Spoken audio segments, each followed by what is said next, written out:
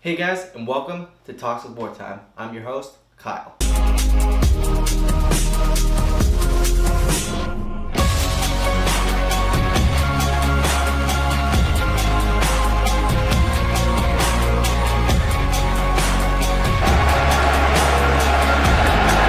hasn't happened at Fenway Park for 95 years. The Red Sox are world champions. If Pyros and Crips all got along, they probably gun me down by the end of the song.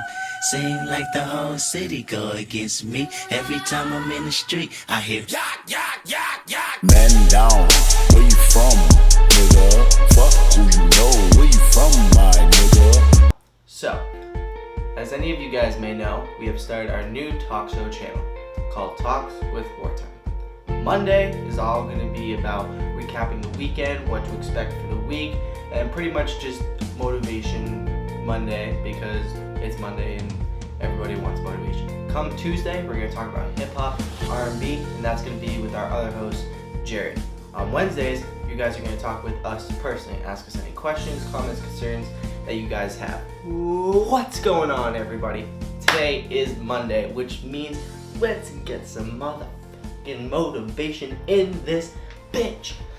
First thing we're going to talk about is struggles that people deal with throughout the week and how to deal with them. So, what is by far the first struggle you may face with? Getting up. Don't you be hitting that snooze button, because that shit's going to go on for 3 more times. By the time you wake up, you're going to be 15 minutes late for work. We all know you want to do that Dunkin' Donuts stop, get that honeydew donuts. We all know it. I do the same thing. It's all good. Ways to prevent that: don't hit that snooze button. Set an alarm with something that's going to inspire you and motivate you to get up, whether it's a celebrity, a song, something that you're going to look forward to. That's what you need to do. Set up your surroundings to be successful, to be motivated, to be inspired.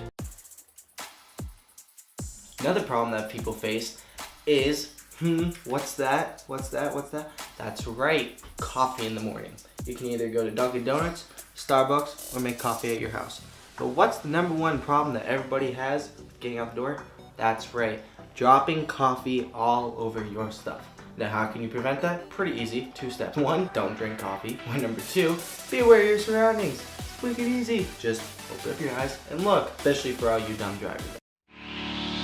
Third thing to do with Mondays, that douchebag boss that you have. You go to your office, your workplace, first thing that happens, hey, you didn't get this, and this done.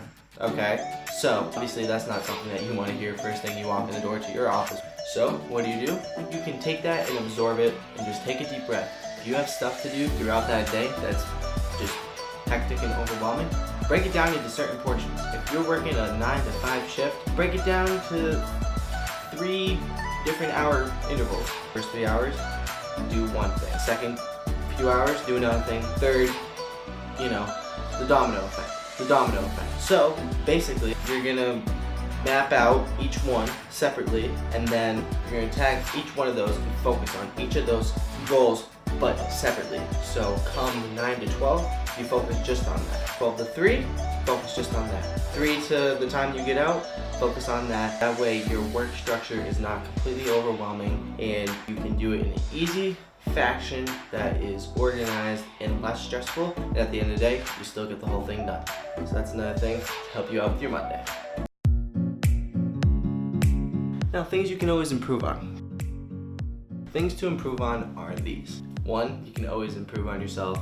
2, you can always improve others around you. And 3, there's always room for improvement. So every day when you wake up, every day when you're about to go to bed, jot down 3 things that you think you can improve on and see if you have improved on any of those. And if you haven't, write them down again for the next day. Continue to do that until you have improved on the things that you don't think have worked.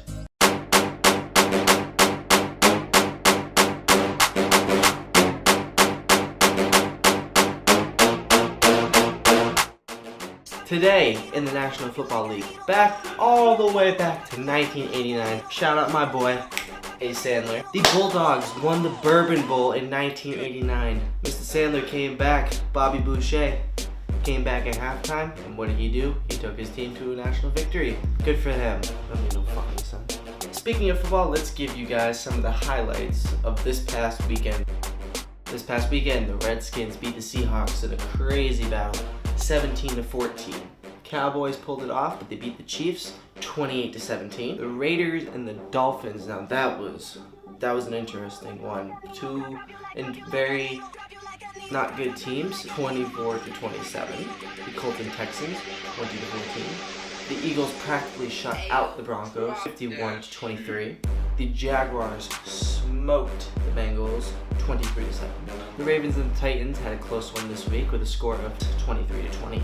Once again, the New York Giants put on a disgraceful performance against the LA Rams, with the final score being Los Angeles Rams 51, the Eli Manning and the Giants 17. Falcons lost to the Panthers 17-20. Bucks got their butts kicked against the Saints 30-10. Bills and the Jets 31-34. I want to thank you guys for watching today's video. Tomorrow you will be with Jared discussing anything from R&B and whatever he has for you guys. Thank you for tuning in, and we will see you next time on Talks with Wartime. Peace.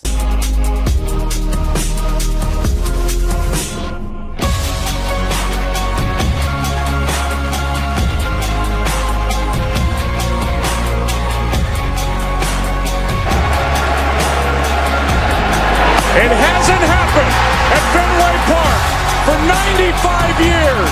The Red Sox are world champions. If Pyros and Crips all got along, they probably gun me down by the end of the song.